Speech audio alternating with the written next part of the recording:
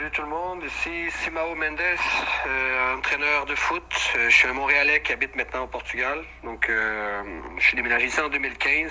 Donc, j'envoie ce petit message-là juste pour donner un petit compte-rendu du coronavirus. Parce que vous n'êtes peut-être pas informé de la même façon que nous ici en Europe. Donc, je vais juste vous donner un petit compte-rendu de ce qu'il y en est. Parce que j'ai eu la chance ou le malheur, en fait, de voir l'évolution de tout ce qui s'est passé depuis la Chine.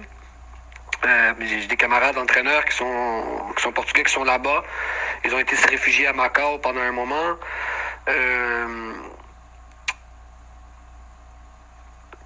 après ça, j'ai eu la chance aussi de voir en Italie, parce que j'ai un entraîneur qui travaille avec moi au Sporting, son fils il joue en Italie.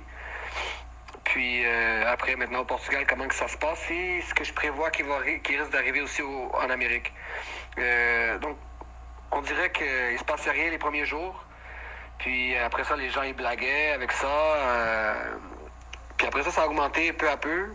Puis les deuxième, troisième jours, puis après ça, il n'y a plus de masques disponibles. Les masques, tout le monde rit de ça, les autres ont des masques et tout, mais je vais vous dire de quoi, c'est très important. En ce moment, moi, je me situe en Algarve, c'est dans le sud du Portugal. C'est environ 3 heures de route avec Lisbonne. C'est comme si c'était, par exemple, Montréal-Québec de distance. C'est sûr que Lisbonne et Porto sont plus infectés que l'Algarve, mais on prévoit que ça augmente jour après jour. Donc, ce qui se passe en ce moment au Portugal, mis à part que les mesures qui sont prises par notre gouvernement sont honteuses, c'est une joke dans le fond. Mais en tout cas, point numéro 1, masque est obligatoire. C'est pas une option. Je vais essayer de vous expliquer un peu ce que les médecins et les médias ils sont peut-être pas capables de vous expliquer. Mais par exemple, on est en Amérique ou en Europe, peu importe, on est des gens qu'on est habitués au jour le jour, sans faire exprès, mettre les mains au visage involontairement. Si vous avez à côté de vous quelqu'un qui est infecté, ou si vous avez touché un objet infecté, puis vous mettez votre main sur votre bouche, sans masque, ça y est, c'est fait, c'est infecté, automatique. Ne pas être infecté avec un cas comme ça, c'est comme gagner à l'euro-million ou 6,49 si vous voulez. Les probabilités sont très grandes. Contact avec un infecté égale 80% de chance d'être infecté soi-même. Ça, c'est automatique.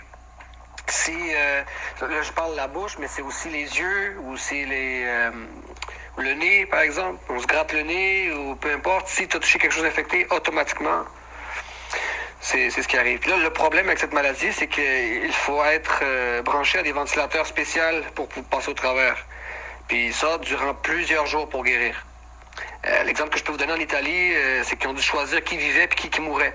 C'est aussi simple que ça parce qu'il n'y avait pas assez de ventilateurs pour tout le monde. Fait que ce qu'ils ont fait, c'est que à partir d'un certain âge, on ne peut plus vous soigner. Exemple, dans les 70 ans et plus, on ne vous soigne plus parce qu'il n'y a plus d'aspirateur. Après ça, dans les 60 à 70 ans, s'il y en a un qui a de diabète et puis un autre qui n'en a pas, ben on va aller soigner celui qui n'a pas de diabète parce qu'il y a plus de chances. Après ça, si tu es 60 ans, mais tu as 2 enfants, puis tu es 60 ans, tu n'as pas d'enfants, ben on va aller soigner celui qui a 2 enfants. Donc c'est rendu qu'il devait choisir qui mourrait puis qui allait survivre. Au Portugal, par exemple, les Chinois qui sont venus pour nous aider, ben ils sont revenus ici avec des ventilateurs justement parce qu'ils savent que c'est ça qu'ils ont besoin pour sauver des gens. Parce que c'est ça qui peut sauver des vies, en fait. Il faut être branché à cette machine pendant des jours. Là. Et après ça, l'affaire, c'est que pour prévenir de ça, c'est que les symptômes ils apparaissent seulement 2 à 7 jours après avoir été infecté. Tu n'as aucun symptôme, mais tu es en train de contaminer tout le monde autour de toi. Donc, ce qui peut se propager très rapidement. Le conseil que je peux vous donner aux Canadiens, toute la nourriture que vous achetez de la nourriture et cuisinez-la. Si par exemple vous achetez des pommes, mangez pas la pleure, épluchez. Les légumes, faites des légumes sautés. Oubliez la salade, oubliez ça. Il y a beaucoup de... Comment je peux dire? Le virus, il se propage d'une façon, c'est incroyable. Là. C'est un virus qui est très, mais très résistant. Les tests disent que le virus peut rester même sur une simple poignée de porte pendant jusqu'à 2 à 3 jours. Imaginez-vous... Il y en a qui s'imaginent que la chaleur va tuer le virus. Mais détrompez-vous, là. La chaleur ne tue pas les virus. Tout le monde ici s'en allait à la plage, là. Ils pensaient que la chaleur allait tuer le virus. Ça fonctionne pas comme ça, mais pas pantoute, là. En Chine, ils utilisent des tucs, des masques, des lunettes, des gants pour aller au marché. Puis même comme ça, c'est un risque. En Chine, ils ont contrôlé, ils ont réussi à contrôler tout ça, parce que fait qu'ils ont fermé toutes les frontières. Puis n'importe qui veut rentrer en Chine, il doit passer 15 jours dans un hôpital avant de pouvoir sortir de l'hôpital. Donc c'est comme, il n'y a pas assez d'hôpital pour tout le monde, mais c'est par exemple, il y avait des hôtels, par exemple un Hilton ou un Tivoli, par exemple, puis ils ont comme acheté les hôtels, ils ont mis tout le monde dehors, ils ont mis des médecins dans ces hôtels-là pour contrôler tout le monde qui rentrait dans le territoire chinois, ça allait dans ces hôtels-là pendant 15 jours. Et seulement après 15 jours, s'ils n'avaient pas de symptômes, ils pouvaient ressortir puis avoir leur vie normale. En Chine, tout le monde est avec un masque. OK? Tout le monde. C'est pas des jokes, là. Puis là, le problème, il y a un autre problème aussi, c'est les enfants. Les enfants, ils ont un système immunitaire beaucoup plus fort, puis ils tombent pas malades, mais les autres sont porteurs du virus. Fait qu'ils le propagent aussi. En Europe, la mutation de ce virus-là est plus forte, puis ça tue même des gens plus jeunes encore. Ce que je peux vraiment vous conseiller, c'est celui qui, par exemple, restez à la maison. Vous n'avez pas besoin de sortir pour vrai. Je sais que c'est... Vous prenez ça comme wow, il capote, lui, mais je vous dis vraiment comme... Ce qui est arrivé en Chine, les Italiens ici, ils riaient, c'est arrivé en Italie. Ce qui arrive en Italie, les Portugais en riaient, c'est en train d'arriver en ce moment au Portugal. Puis là, en ce moment, je vois sur Facebook, dans les réseaux sociaux, les gens au Canada qui se moquent, puis qui font des parties de Corona, puis qui vont tous sortir, puis que ça se mélange en foule. Je vous dis tout de suite, ça s'en vient. En Amérique, c'est les prochains. Préparez-vous. Si mettons, ce que je peux vous conseiller, c'est rester à la maison. Si, par exemple, il y a une personne qui va faire le marché, allez pas au marché toute la famille, là. Une personne par famille. Laissez pas vos enfants sortir avec vous au marché, là. C'est pas une sortie de famille, là. Si vous avez des parents plus vieux, des familiers qui sont plus âgés, s'il vous plaît, empêchez-les de sortir. OK? Empêchez-les de sortir. Restez regroupés à la maison, puis désignez une personne seulement pour aller à l'épicerie pour acheter le strict nécessaire. Si vous sortez, c'est la personne qui doit sortir, ben, portez un masque. Des gants style plastique là, qui sont jetables au pire. Là. C'est important, c'est pas des jokes. Là. Si vous portez des lunettes, c'est encore mieux. Parce que le virus, s'il touche la muqueuse de votre œil, vous êtes infecté. Votre nez, bouche, automatique. Quand vous arrivez à la maison, après ça, mettez tous vos aliments au frigo, jetez tout de suite les emballages inutiles. Ils ont peut-être été en contact avec des gens. Après, vous mettez tous vos vêtements à la machine à laver, séparés des autres, et ensuite, allez prendre une douche, parce que les cheveux aussi peuvent être infectés. Si vous portez des casquettes, tucs, c'est encore mieux pour éliminer la chance d'être infecté. C'est un virus, c'est vraiment grave, là.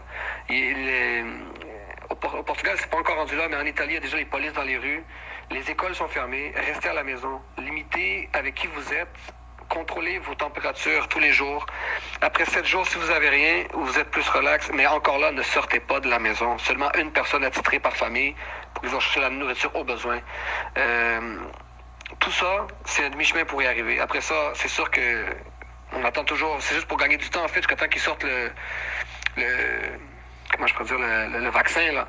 Ici, en avril, il devrait y avoir des vaccins qui vont sortir. Ils sont déjà en train de tester en Chine sur des prisonniers. Pas sur des animaux, mais sur des prisonniers, donc qui ont été prisonniers en Chine, qui sont infectés. Ils sont en train de passer des vaccins sur eux pour voir si ça fonctionne sur les humains. Donc, d'ici le mois d'avril, selon moi, il devrait déjà y avoir un vaccin. C'est des temps difficiles. Puis une autre chose aussi, là, ce qui s'est passé au centre d'achat, là, que j'ai vu dans les nouvelles là, au Canada, au Costco, puis que tout le monde courait pour aller chercher des papiers de toilette, puis des caisses d'eau, puis tout, ben dites-vous que vous n'êtes pas les premiers. Hein. Avant d'être arrivé au Canada, ça c'est arrivé au Portugal. Puis avant que ça arrive au Portugal, c'est arrivé en Italie, puis en France. Puis avant que ça arrive en France, puis en Italie, c'est arrivé déjà aussi en Chine. Faites très attention. Le moins de sorties, le moins que vous touchez des objets, c'est le plus de chances que vous avez de passer au travers. La Chine, ils n'ont pas de masque dans la rue, ben automatiquement, ils pognent une amende, puis peut-être même la prison. En Italie, tu te promènes dans la rue injustifié, tu peux avoir une amende de 300 €. En France, tout est fermé aussi. Au Portugal, pas encore, mais c'est bientôt. Puis après le Portugal, je vous garantis que c'est l'Amérique. C'est juste un petit conseil que je peux vous donner comme ça. C'est pas une joke, ça, là. C'est très sérieux. Le monde, il réalise peut-être pas parce que vous prenez ça à la légère. Ah, c'est en Chine, c'est loin. Ah, ici, il y en a juste quelques-uns au Québec, c'est isolé. Non, non, je vous garantis, c'est beaucoup plus grave que vous pensez. Puis c'est une épidémie mondiale. C'est tout le monde, là. Il faut que tout le monde, on se mette ensemble, qu'on s'unisse pour combattre ça. J'espère que j'ai pu sensibiliser quelqu'un. Si vous voulez partager l'audio, partagez-le, il n'y a pas de souci. OK? Allez, bon courage.